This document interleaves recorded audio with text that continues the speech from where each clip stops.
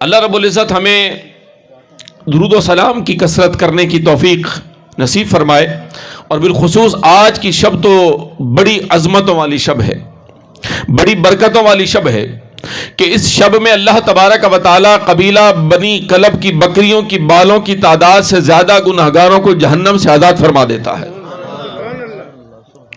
بڑی عظیم رات ہے آج کی رات، اور الحمدللہ دانش بھائی کی شادی خانہ آبادی کے سلسلے میں بھی اس محفل کو سجایا گیا ہے، اور ذہ نصیب آج شب براءت ہے، چھٹکارا پانے کی رات ہے، آزادی پانے کی رات ہے۔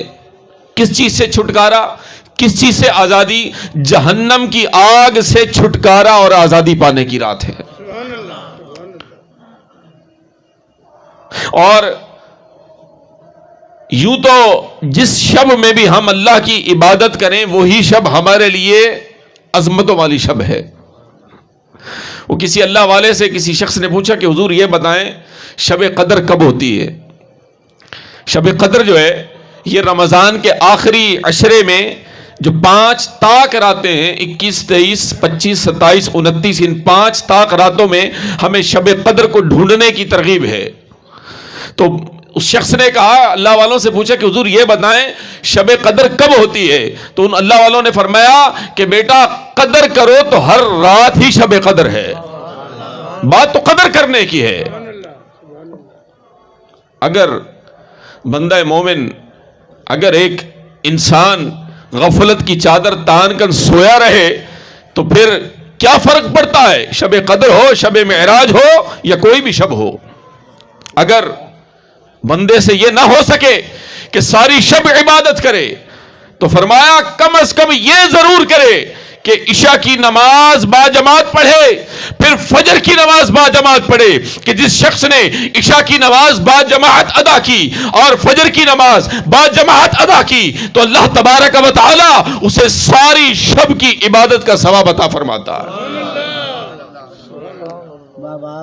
ساری شب ذہ نصیب اگر ساری شب ہی عبادت میں گزار سکیں تو یہ آپ محبت کا اظہار فرما رہے ہیں، اس کی حاجت نہیں ہے۔ اللہ آپ کا دیا قبول فرمائے، اللہ ہم سب کو اپنے خزانوں سے عطا فرمائے۔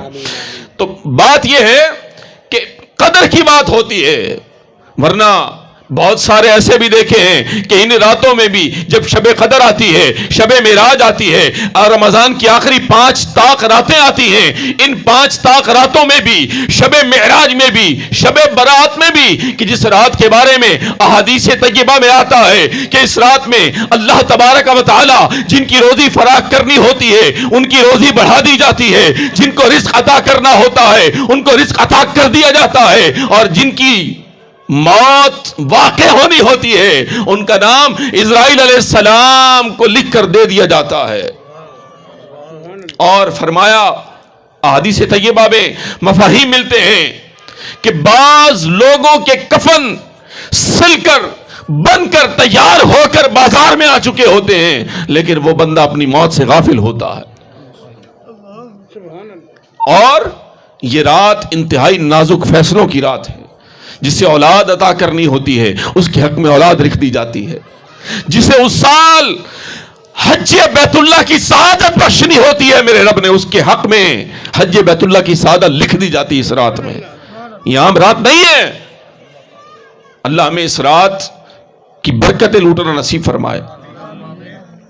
وقت نہیں ہے، میرا خانے وال میں بیان ہے 12 بجے، خانے وال میں الحمدللہ دعوت اسلامی دنیا بھر میں آج کی شب، جہاں جہاں آج شب برات ہے دنیا بھر میں، بعض ملکوں میں کل تھی، تو دعوت اسلامی کے تحت دنیا بھر میں الحمدللہ شب برات کے اجتماعات ہو رہے ہیں، ہر شہر میں تقریباً پاکستان میں ہو رہے ہیں۔ خانے وال میں بھی عظیم الشان اجتماع ہوتا ہے، تو وہاں پر مجھے پہنچنا ہے 12 بجے، سفر بھی 1 گھنٹے سوے گھنٹے کا، تو میں الحمدللہ 9:45 پہنچ گیا تھا، جو وقت میں نے دیا تھا میں 9:45 حاضر ہو گیا تھا۔ تو بہرحال آپ کے درمیان چند منٹ کی حاضری تھی۔ دانش بھائی کی شادی خانہ آبادی ہے، اور شادی کے سلسلے میں ہو سکتا ہے آپ میں سے کسی نے اس انداز میں یہ محفل پہلی بار دیکھی ہو سکتا ہے، لیکن ہماری زندگی میں چونکہ میں الحمدللہ عرصہ غالباً کو 23-24 سال ہو گئے دعوت اسلامی کے ماحول سے الحمدللہ اللہ تبارک و تعالیٰ نے وابستگی عطا فرمائی ہے.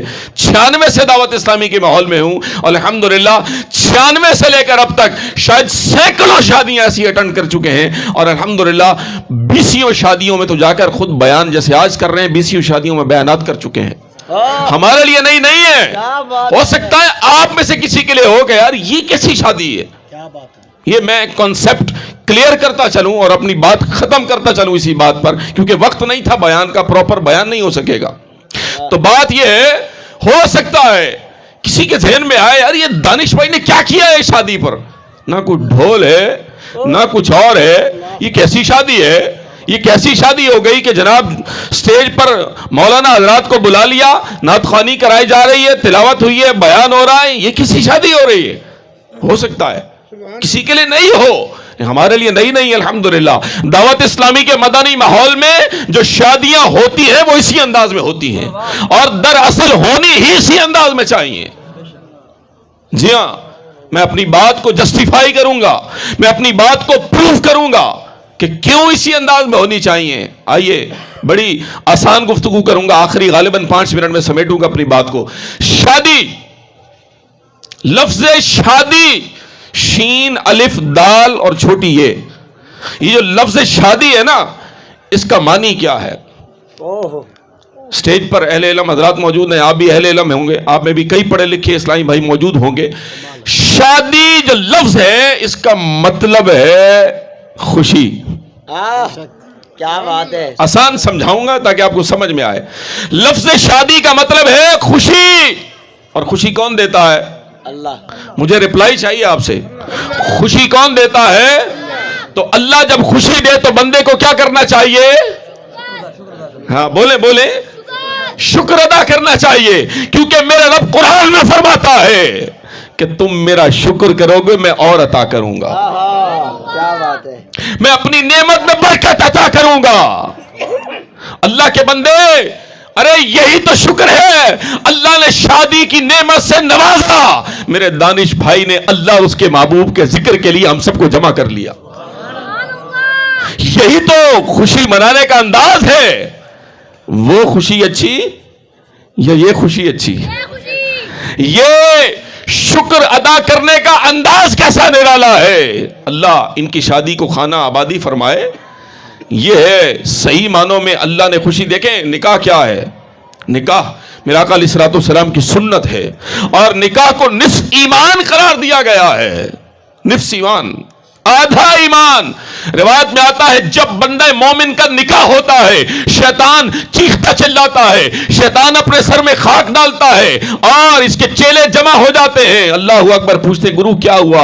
کہتا ہے تمہیں نہیں پتا, آج امت محمدیہ کا ایک اور شخص مجھ سے اپنا آدھا ایمان بچانے میں کامیاب ہو گیا. نکاح نصف ایمان ہے. تو جس بندے نے نکاح کیا گویا اس نے اپنا آدھا ایمان بچا لیا.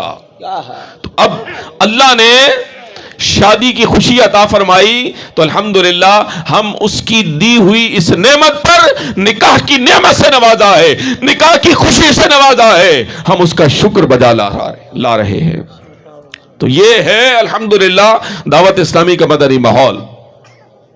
اور یاد رکھیے یہ شادی کی خوشی, اللہ نے نیا گھر دیا اس کی خوشی, اللہ نے گاڑی دے دی اس کی خوشی, دنیا کی کسی بھی خوشی کو لے لیجئے, یہ ساری خوشیاں عارضی ہیں. یہ بھی ذہن میں رکھیے گا, یہ ساری خوشیاں عارضی ہیں. آج کی شب کے حوالے سے پیغام آخر میں عرض کروں گا, یہ ساری خوشیاں عارضی ہیں.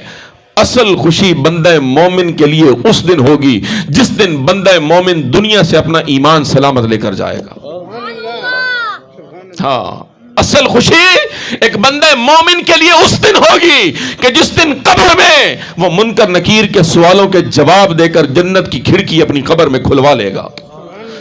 اور پھر اس سے بھی بڑی خوشی اس دن ہوگی جس دن قیامت کے دن بندہ مومن کو اللہ تبارک و تعالی اپنا دیدار عطا فرمائے گا. اصل خوشی بندہ مومن کے لیے وہ ہوگی, باقی ساری خوشیاں عارضی ہیں. ابدی خوشیوں کو حاصل کرنے کی تگودو کیجئے میرے میٹھے اسلامی بھائیوں. ابدی خوشیوں کی طرف دیکھیے, وہ خوشیاں جو کبھی ختم نہ ہونے والی ہیں, ان خوشیوں کی تگودو کیجئے. جنت کے حصول کی طرف دیکھیے. آج کی شب بڑی عظیم شب ہے, توبہ کرنے کی رات ہے آج کی شب. اپنے آپ کو توبہ کی طرف راغب کیجئے کہ میرا رب, جو بندہ اپنے گناہوں سے توبہ کرتا ہے, میرا رب اس کو پسند فرماتا ہے, اور اللہ تبارک و تعالی اس بندے کے گناہوں کو مٹا دیتا ہے اور اس کے گناہوں کو نیکیوں میں بدل دیتا ہے.